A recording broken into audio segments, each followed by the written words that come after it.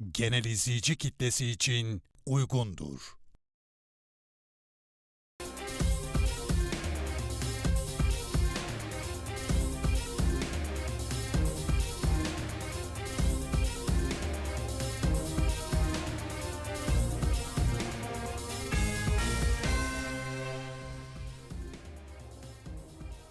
Saat Farkı'ndan merhabalar. Ben Feyza Gümüşlüoğlu. Saat Farkı'na kaldığımız yerden devam ediyoruz. Her hafta bu programda dünyadan farklı konukları ağırlayarak bölgesel, küresel gelişmelere, önemli meselelere dair farklı perspektiflere yer vermeyi amaçlıyoruz. Bu hafta biraz böyle farklı bir konuyu ele alacağız. Anket ve kamuoyu araştırma işini konuşacağız. Dünyada bu işi çok uzun yıllardır en iyi yapan yerlerden birinin yöneticisiyle. Özellikle Türkiye'deki son seçimler sonrası anket şirketleri de tartışmaların odağındaydı. Neden yanıldılar, nerede neyi yanlış yaptılar hesaplamalarında, tahminlerinde. Bu tartışmaların da gölgesinde bu hafta ABD'nin önde gelen kamuoyu araştırma ve anket şirketi Washington DC merkezli Gallup'un genel yayın yönetmeni Mohamed Younis konuğum. Welcome Mr. Younis, if I may call you Mohamed. Good to see you here on my show. Thank you for having me, Feyza. Thank you. Well, Mohamed, I would like to start with a recent debate because in Turkey there is this heated debate in Turkey these days following the elections as many Turkish pollsters failed to predict the outcome. Some well-respected and trusted opinion polls were proven wrong. So I want to start with this current discussion, debate, and now most of them are engaging in self-criticism and reviewing their methodologies. So I wonder your take. Why did they fail, do you think? And what are the reasons, like technical, social, political, for polls to fail in general? Well, one way to think about it is election forecasting, which you're referring to as polls, is really just one way to use public opinion research. So you use a survey to try to forecast the likely outcome of an election. Our founder became famous for doing that in 1936, but really since then, two parts of forecasting an election haven't changed. One is sampling. Who are you asking about their intent to vote? Are you capturing a sample of people that really represent the population of voters in the country? And then number two is your likely voter model. So you're trying to use past behavior and other factors to predict who are the people answering the poll that are really most likely to go out and vote the next day. Mm-hmm. So whether you are polling in Turkey or whether you're polling in the United States and trying to do that, those are really the two kind of building blocks of that. So for each organization, it's different, but I will say, what you ended with really is the most important part. There's a very big misperception here in the US and globally that if pollsters are failing to forecast an outcome of an election, that means that polls are failing or broken. When in actuality, really forecasting an election is just a way to sample, the way to test the two things I just mentioned. And our own founder, George Gallup, way back in the 1930s, he really used presidential elections here in the United States that, again, have a dichotomous outcome, either really one party or the other wins. Not because he was obsessed with forecasting an election. He actually said it's the least important part of our work. But what he did do with it is use it as a testing ground to capture people's focus on how sampling methods, as he had improved them, could really be useful and accurate. But it doesn't mean that the polls are broken or inaccurate. It just means that one of those two things, or perhaps both, didn't go as planned for that research exercise. I think the most important thing now is for people to look and discover why. We missed the election forecast here in the United States 2 times, and in both times I will also ask you that. Since you mentioned that, now we can talk about that, because I was going to ask you, because I think you stopped this forecasting elections a long time ago, and in U.S. history, I guess there are only 2 presidential elections that you got wrong. So could you tell us why, and can you give us some information about that? Yeah, so those two situations basically were followed with a series of research, not just here at Gallup, but collaborative research with other experts in the field at that time, whether it was 1948 or it was 2012. Those situations basically require looking into why, and in both of those cases, we issued reports enough probably to fill this studio of exactly why and how. And I think that's an important part to keep in mind as a viewer, somebody who usually doesn't focus on polling unless it's in relation to an election. It's really important for organizations to look at the value of public opinion research as one of many factors, but also data that can be very useful and data that can be very poorly gathered.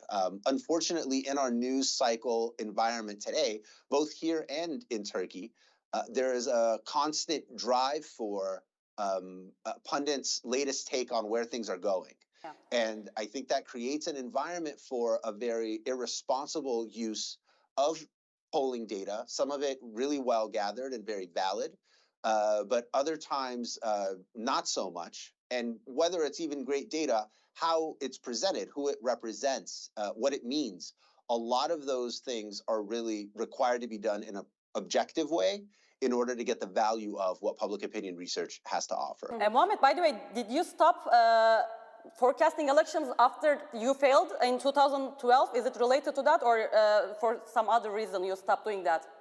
We actually stopped. We stopped because we really started for a reason that had nothing to do with forecasting the outcome of elections. And what we found is for most of we're a 90-year-old organization. For most of our history, we were really the only organization that was accurately, consistently doing it and being transparent about how we were gathering the data, et cetera. When we decided to stop, we found ourselves in an environment that was very crowded with a lot of other organizations doing that work. And we made a strategic decision to really focus on continuing to add value where we could be unique. And we didn't feel like that was a space for us anymore. You know, fascinatingly, Faiza, what's happened here in the United States is that more and more organizations that take a more methodological rigor to their work have decided to follow us in exiting this space, because what's happening here in the US is actually an interesting time. A lot of social changes are occurring that really aren't being picked up in how elections are turning out. That's because a huge portion of the population here in the US is essentially very down on national politics and national government. So a lot of times the sentiment here in the US is that you're making a choice between two very unfavorable options when it comes to presidential elections.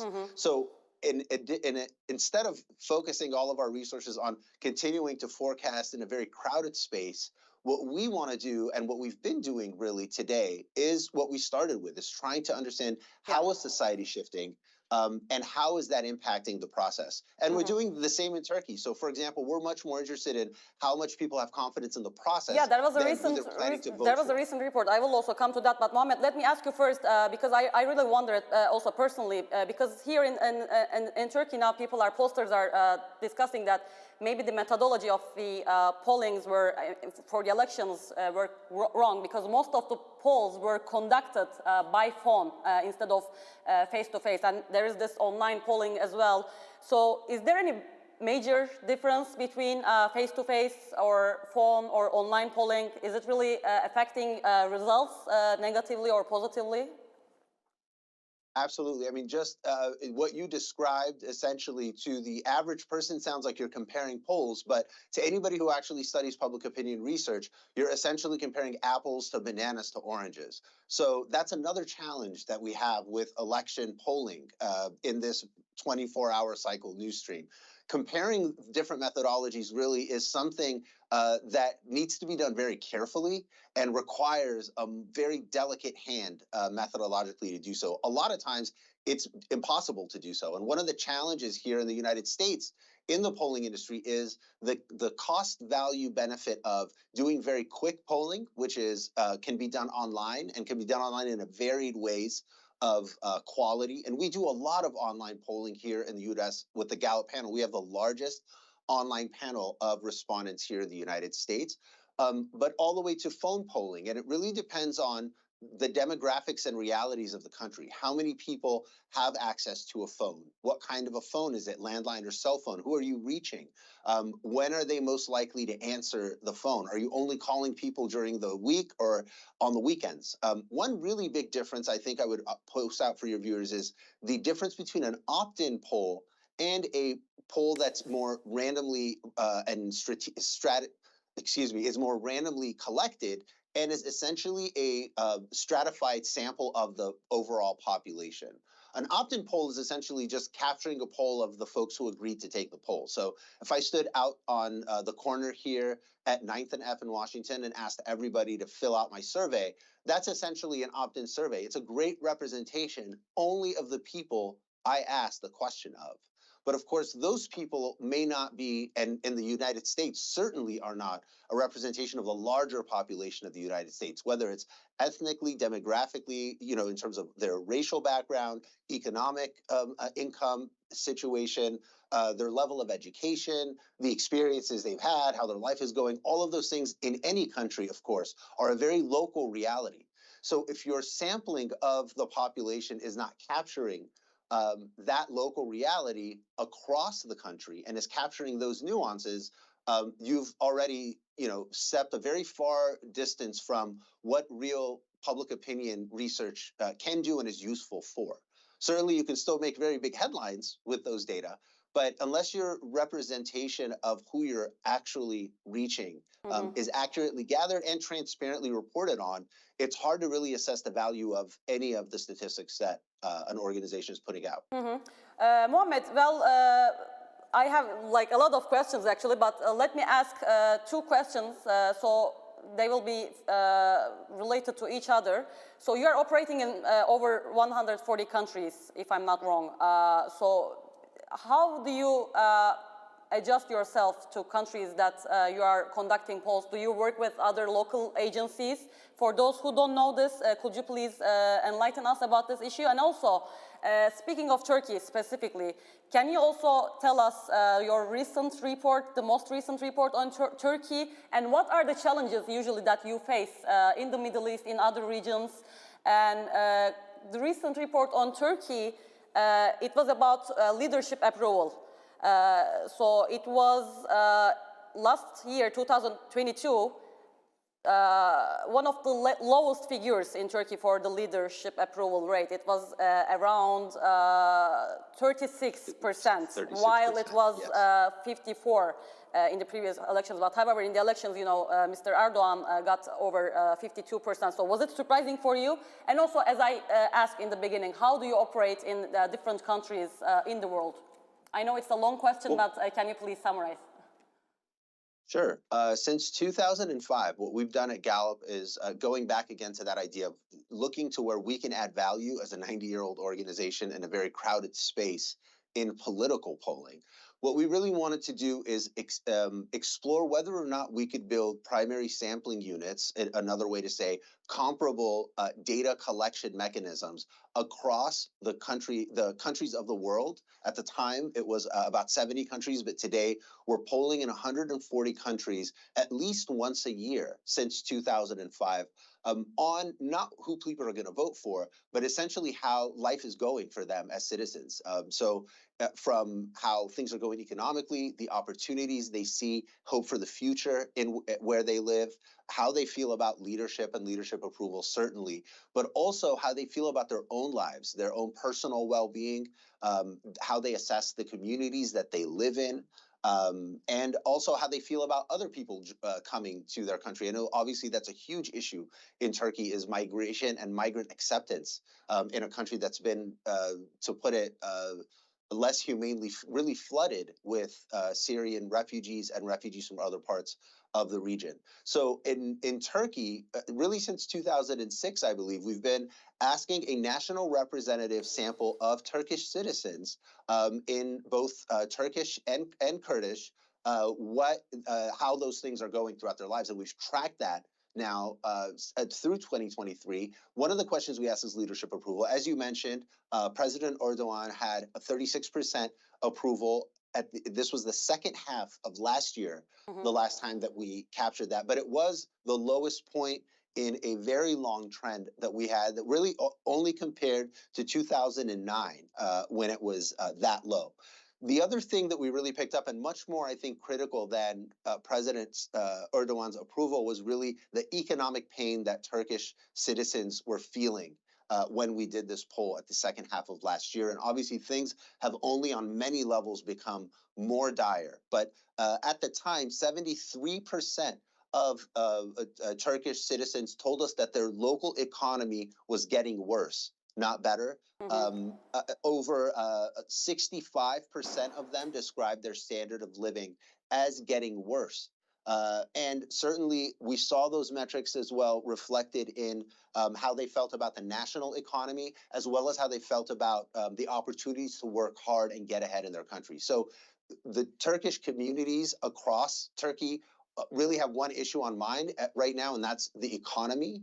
I think after this election, it has stepped aside. We've seen even the national government's focus really shift to finance and fiscal policy and focusing on a hard pivot there. So we will continue to poll. In terms of polling in the region, I will say one of the things people but often misunderstand is that it's hard to do public opinion research across the Middle East. Actually, whether it's in Turkey to Egypt, where I'm originally from, to other countries, we find that response rates among people we interview are much higher than they are in Western Europe and the United States. So respondents are very eager to share their perceptions of how things are going in their country. There are certainly environments where we can't ask every question, for example, that we get asked here in the US. But one thing we've learned in 90 years is that the most useful questions are really some of the questions we talked about here today, and less so getting people's reaction to the next major issue in the 24-hour news cycle. Mohamed, we have only 2 minutes left, so I also want to ask you very quickly, since elections are also approaching in the US, can you tell us the status of the nation currently, and what are your recent findings about the US? I know that you are not doing forecasting, but other than that. Absolutely. So here in the United States, President Biden has just announced his intent to run again for office.